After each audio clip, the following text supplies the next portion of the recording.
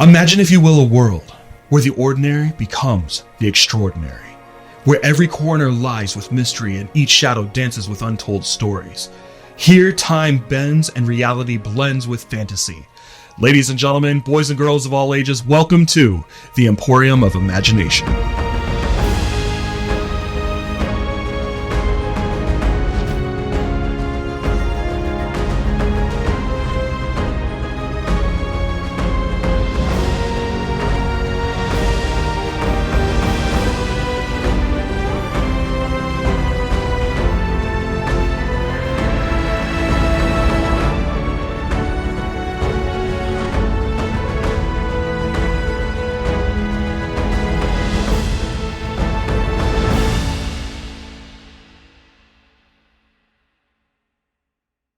Good evening, ladies and gentlemen. I am your host, the Count, and today I will be reading you the story of Alexander's great adventures.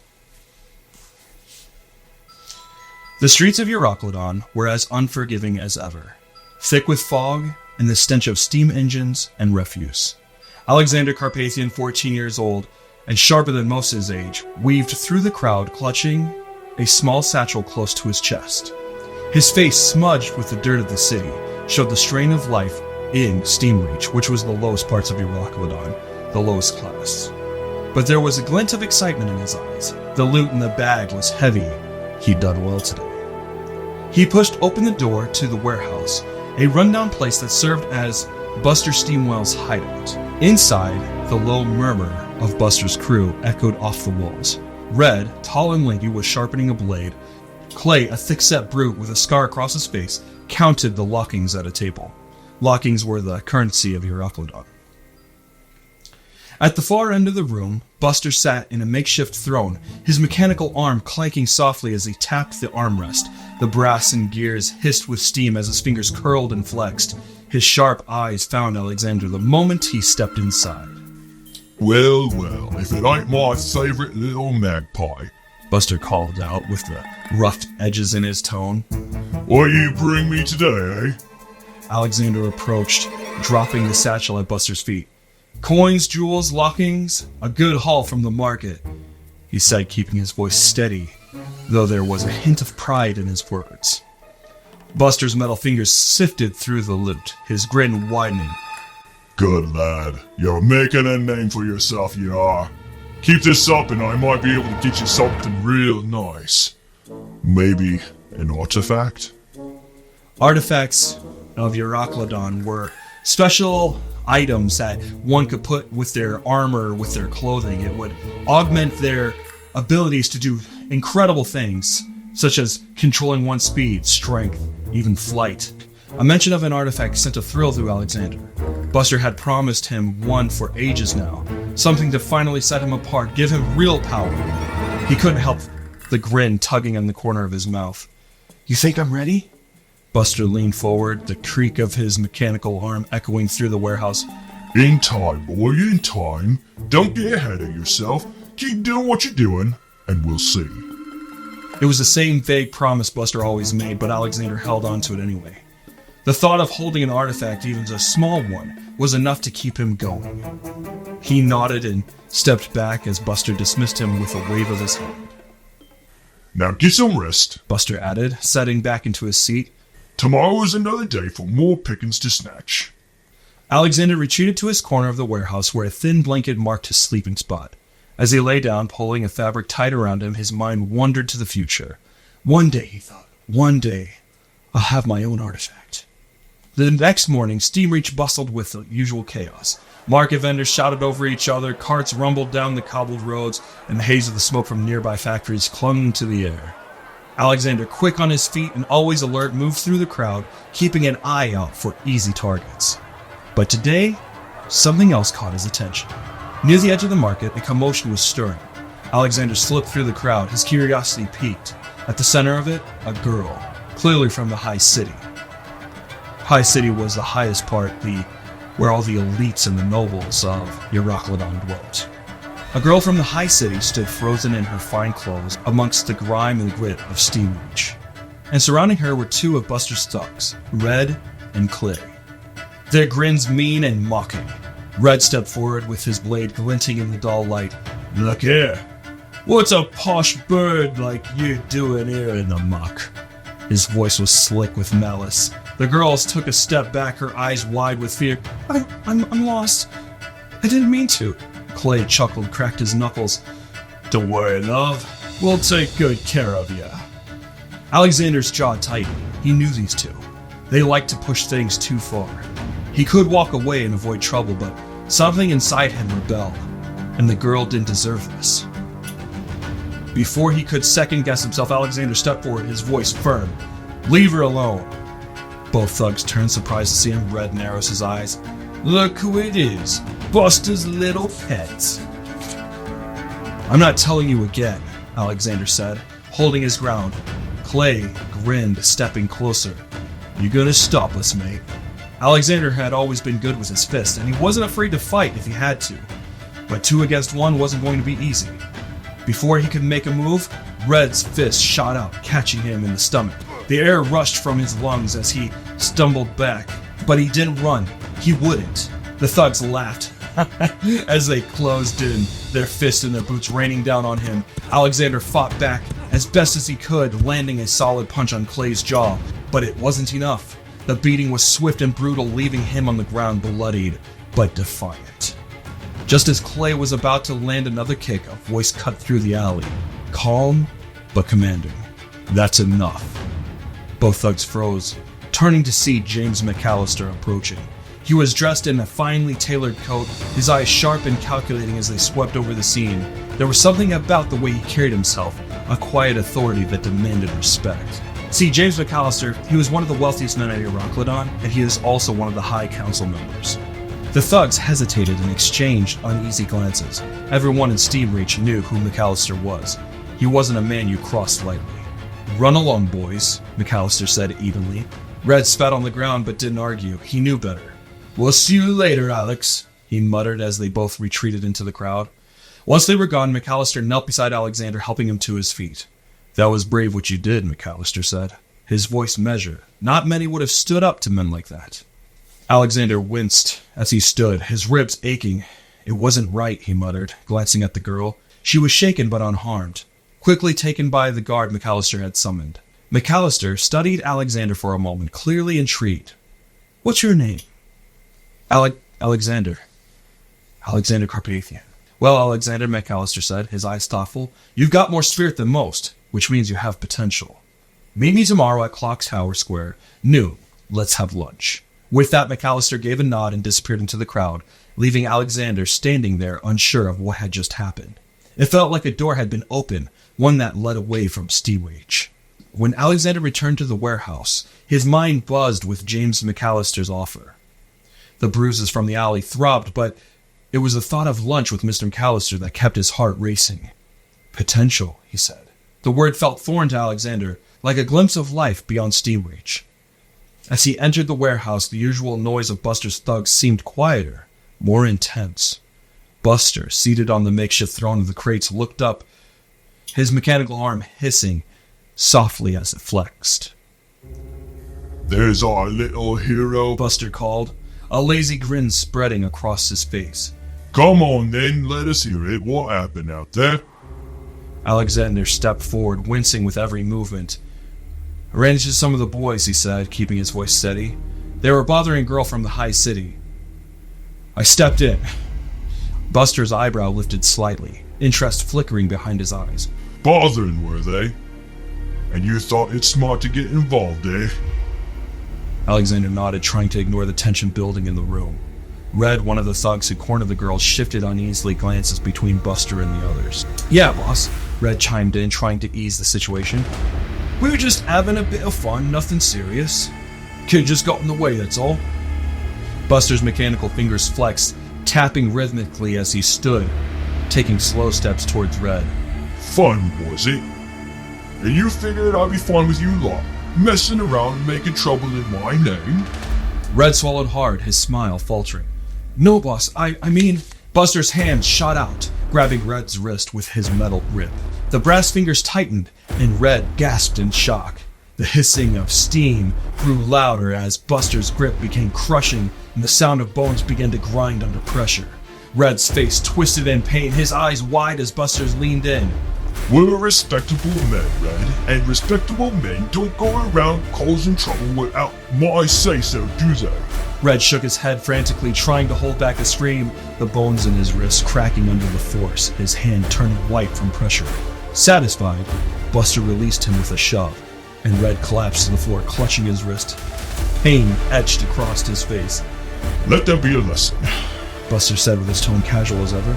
We don't have fun unless I give the word. Got it? The thugs nodded slightly, fear clear in their faces. No one wanted to be the next lesson. Buster turned back to Alexander, placing a hand on his shoulder. You, though, you did right. Got a sharp head on your shoulder standing up for what's proper.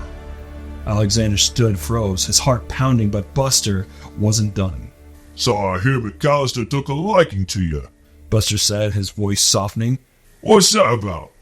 Alexander hesitated, then explained what had happened, how McAllister had stopped the thugs and how he had asked to meet for lunch. As the words left his mouth, Buster's eyes gleamed with interest. Lunch, eh? Well. Quite something, ain't it? Buster's smile returned, though there was something darker behind it now. You know what you're gonna do? You're gonna do that lunch, and you're gonna get close. Real close, Alexander. And then, you're gonna lift something valuable. A man like him's bound to have plenty of worth taken. Alexander's stomach twisted, but Buster's grip on his shoulder tightened, the cold metal fingers pressing down. No buts, Alex. You do what I say, or you'll be worse off than Red over here. He jerked his chin toward the thug, still cradling his wrist. Alexander nodded, fear knotting in his chest. There was no way out. Buster's smile brightened, his mood shifting. That's a good lad. You'll do just fine. Now off to bed. Big day tomorrow. As Alexander lay down on his blanket that night, the weight of the decision pressed heavy on him. Steal from McAllister or face Buster's wrath? Either way, it seemed like the streets wouldn't let go so easily. The morning sun hung low over Clock Tower Square, casting long shadows across the cobblestone streets. Alexander arrived early, stomach churning with a mix of excitement and fear.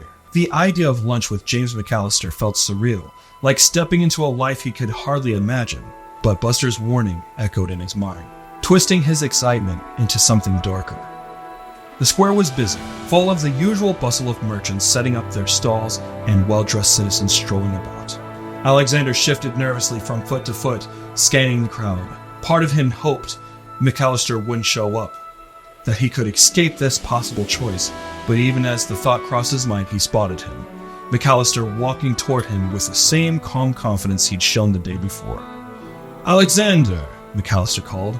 A warm smile spread across his face as he approached. "Right on time." Alexander tried to return the smile but felt stiff.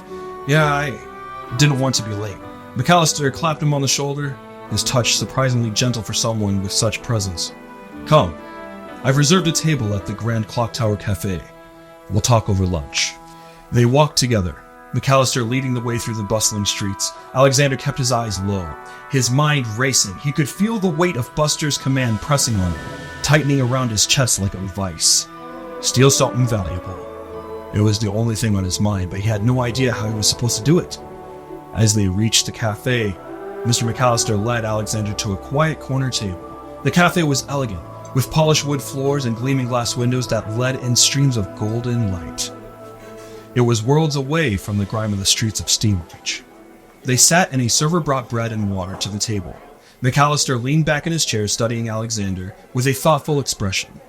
"You know, when I saw you stand up to those thugs yesterday, I knew there was something special about you." Alexander shifted uncomfortably. I just couldn't let them hurt her." "That's exactly it," McAllister said, nodding. "Most people would have looked the other way, but you didn't. That takes courage." He paused, his gaze growing more serious. "Tell me, Alexander, what do you want for your life? Is there something beyond the streets of Steamreach that you dream of?" Alexander opened his mouth to answer, but the words caught in his throat. What did he want? For years, all that he had known was survival, doing whatever Buster told him, scraping by day after day. The thought of something more had always felt distant, like a dream he was never meant to have. I don't know, he said finally, his voice quiet. I guess I never really thought about it. McAllister leaned forward, his eyes softening. Well, you should start thinking about it. You've got potential, Alexander. I see it in you. The question is, do you want to keep living the life you have now? Or do you want to reach for something better? Something better. The words hung in the air heavy with possibility. Alexander felt the pull of it, but at the same time Buster's grip on him tightened in his mind. The server arrived with their meals, plates of roast meat, vegetables, and steaming soup that smelled so good Alexander's stomach growled in response. He hesitated at first, unused to such luxury, but McAllister gestured for him to eat. They ate in silence for a while. Though the food was delicious, Alexander could barely taste it. His mind was full of conflict. He had to steal something. But what? How? The opportunity had yet to present itself. Finally, McAllister broke the silence. Alexander, I want to be straightforward with you. I've been looking for someone to help me. I'm getting older, and I could use someone young like yourself around the house. Someone with your spirit and your courage. I'm offering you a chance to get off the streets. A real chance. Alexander froze, his fork halfway to his mouth. A chance to leave Buster? To start over? It was everything he'd ever wanted, but now with Buster's threat looming over him, it felt like a trap. I don't know, Alexander stammered. I'm not sure I'm the right person for that. McAllister smiled softly, his eyes kind. I'm not asking you to decide right now. Think it over. But know this, there's more to you than you think, Alexander. You don't have to stay trapped in that world forever. Alexander swallowed hard, his heart pounding. He could feel the weight of McAllister's offer pressing down on him, but he could also feel Buster's shadow looming large. If he accepted this, he'd be crossing Buster in a way that couldn't be undone. Thank you, Alexander said quietly, lowering his gaze. I'll think about it. McAllister nodded, seemingly satisfied with the answer. Good. That's all I ask. You've got time, Alexander. Use it wisely. The meal continued, and though McAllister spoke kindly, sharing stories of his travels and wonders of Eurocolydon, Alexander barely heard him. His eyes kept darting to McAllister's bag lying casually on the chair next to him. It was finely made, and Buster would likely think anything in it was worth stealing. But every time Alexander's hand edged closer, the knot in his stomach tightened. He couldn't do it. He couldn't betray the man who'd shown him more kindness in a day than Buster had in years. Just when he thought he couldn't take the pressure any longer, McAllister stood, gathering his things. I'll let you go for now, Alexander. But think on what we talked about. I'll be in touch. Relief flooded through Alexander as he stood and nodded. I will. Thank you again. McAllister patted him on the shoulder. I believe in you, son. Don't forget that. With that, McAllister left the cafe, disappearing into the crowd outside. Alexander stood frozen for a moment, staring at the door. His head spun with the weight of everything that had happened. He had come so close to stealing something. So close to betraying McAllister's trust. But he hadn't done it. He couldn't. As he turned to leave the cafe, he couldn't shake the feeling that he was walking deeper into a trap. One set by Buster. By the streets of Steamreach. And by the life he wasn't sure he could escape. The streets of Eurocolydon seemed darker than usual as Alexander walked back from his meeting with James McAllister. The hustle and bustle of the marketplace faded into the background, drowned out by the storm brewing in his mind. Each step felt heavier than the last as he turned over the events of the day, wrestling with a decision that seemed impossible to escape. He hadn't stolen anything. He had the perfect chance, but something inside him held him back. McAllister's kindness, the way he spoken to Alexander like he was worth something, like he could be more than just a street rat.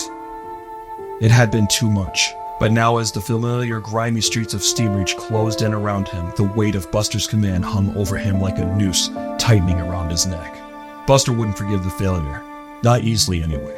Alexander's thoughts churned as he navigated through the narrow alleys, his mind bouncing between two choices.